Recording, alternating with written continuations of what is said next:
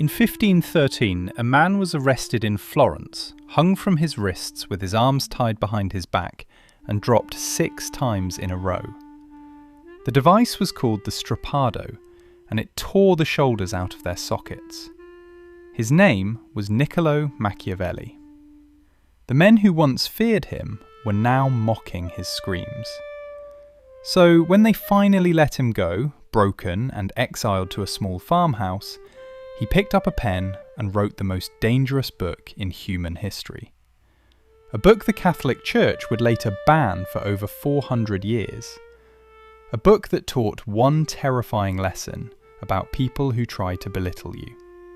And these are the 6 ways Machiavelli said you must handle every single one of them. The first method is the one almost nobody understands, and it explains why most people lose every fight before it even starts. Machiavelli watched the courts of Italy for 2 decades. He saw which men survived, which men fell, and one pattern repeated every single time. The survivors were the quietest people in the room. He wrote it down like this: "Everyone sees what you appear to be. Few experience what you really are." Read that one more time because it changes everything. When somebody disrespects you, your instinct is to defend yourself, to explain yourself, to prove them wrong on the spot. However, the moment you react, you give away the map of who you are. You show them where the bruise is, and a person who finds your bruise will press it for the rest of your life. So the first rule is brutal in its simplicity. Stop performing your emotions. Let them guess. Let them sit in silence and rewrite the situation in their own head until they convince themselves you are dangerous. Because the human brain fears what it cannot read far more than it fears what it can. Studies on perceived dominance have repeatedly shown that people rated as low in expressiveness under pressure are judged as significantly more competent and threatening than reactive personalities, even when both speak the exact same words. The second method is darker, and it comes from a single night in 1502 that Machiavelli witnessed with his own eyes. He was in the city of Senigallia as a Florentine diplomat, and he watched Cesare Borgia invite his enemies to dinner. Warm letters, gifts, embraces at the door. Then, before sunrise, every single one of them was strangled in their rooms. Machiavelli never forgot that night, and he wrote the lesson down later in one chilling sentence. Whoever believes that great advancement and new benefits make men forget old injuries is mistaken. Now read that twice, because it is the reason your kindness keeps backfiring on you. When somebody disrespects you and later you do them a favour, you assume the favour cancels the disrespect. But the human brain does not erase like that. The person who hurt you remembers their own cruelty every time they look at you, and your kindness becomes a mirror they cannot stand to see themselves in. Therefore, they begin to resent you for being the better person, and the cycle gets worse, not better. So the second method is precise. Never reward disrespect with generosity. Withhold the favour.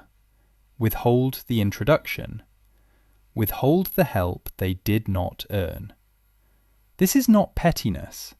This is teaching them in the only language people actually learn from that disrespecting you is unprofitable. The third method might be the most uncomfortable line on this list, and it cuts straight against everything modern self-help tries to sell you.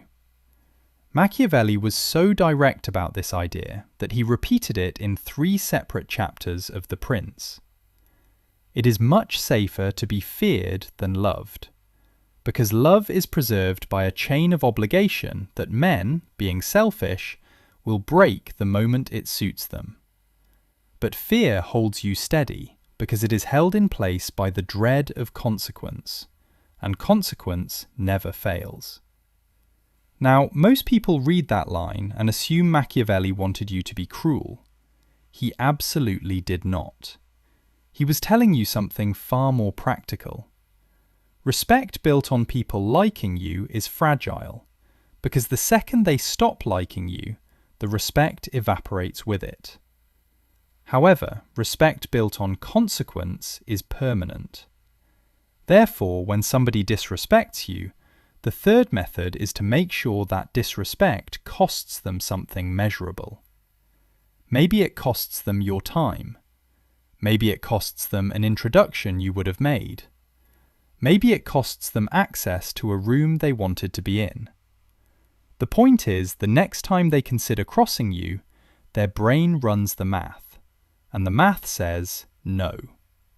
Behavioural research on workplace mistreatment has consistently shown that targets who respond with steady, low-level consequences see repeat incidents drop sharply, while targets who explain, debate, or forgive see those same incidents multiply over time.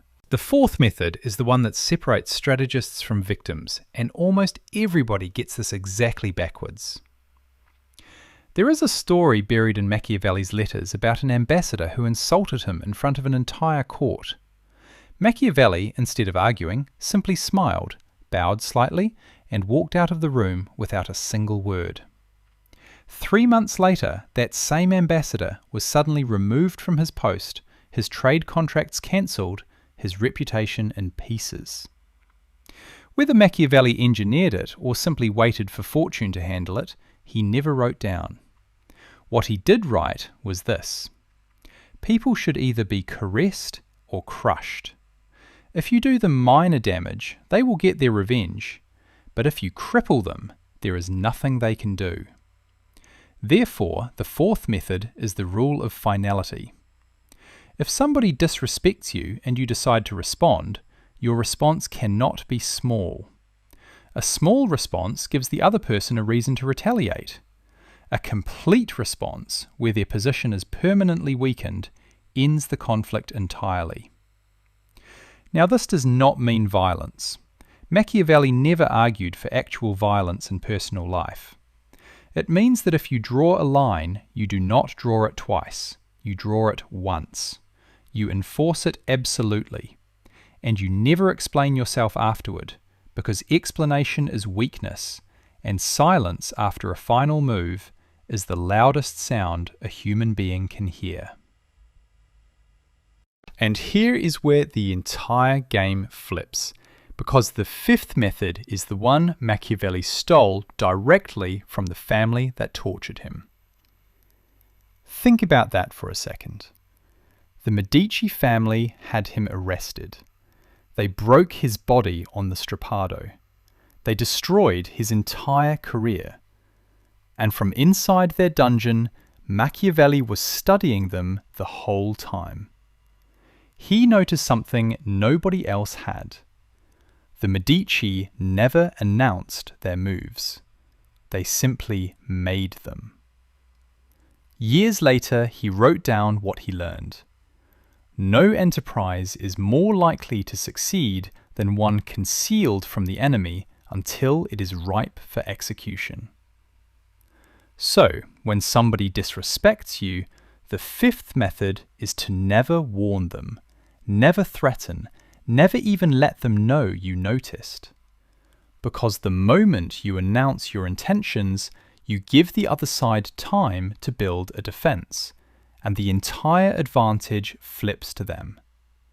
However, if you stay quiet and act when the moment is right, the disrespecting person never sees the consequence coming. They only feel it. And by the time their brain catches up to what just happened, the conflict is already over, and you are already 3 moves ahead. Military strategists call this the principle of operational surprise, and historical analysis of major modern conflicts has shown that surprise alone has been the single most decisive factor in the majority of successful campaigns since the Second World War. The sixth method is the deepest one, and it is the one that quietly turns you into the most dangerous person in any room. When Machiavelli finally finished The Prince inside that exile farmhouse, he wrote a private letter to his friend Francesco Vittori, and that letter contains a line that almost nobody talks about. He said that to understand the nature of the people, you must be a prince. But to understand the nature of a prince, you must be one of the people. What he meant was simple but devastating. The reason most people lose to disrespect is that they take it personally. But disrespect is never personal. Disrespect is information. The person who disrespects you is telling you exactly who they are, what they fear, and what they want you to feel. Therefore, the sixth method is to study them the way a general studies a battlefield. What did they say? What did they avoid saying? Who was watching when it happened? Did they want an audience, or did they slip up in private? Every detail is data, and once you collect enough of it, you stop being the target, you become the analyst. And the analyst always wins, because the analyst is playing a completely different game than everyone else in the room. The reason these 6 methods still work after 500 years comes down to one uncomfortable truth that almost nobody wants to admit. The Prince was finished in 1513, and within 46 years, the Catholic Church added it to the Index of Forbidden Books, where it stayed locked away from the public until the index itself was finally abolished in 1966. Kings hid copies under their pillows. Popes pretended they had never read it. But every single ruler who actually held on to power studied it like scripture, because Machiavelli understood something most people still refuse to accept. People will only respect you to the exact degree that they believe respecting you serves their own interest. Therefore, your job is never to convince anyone you deserve respect. Your job is to make disrespect expensive, mysterious, and final. The man inside that farmhouse outside Florence had been tortured, exiled, and forgotten. He died in 1527, still hoping for a return to power that would never come.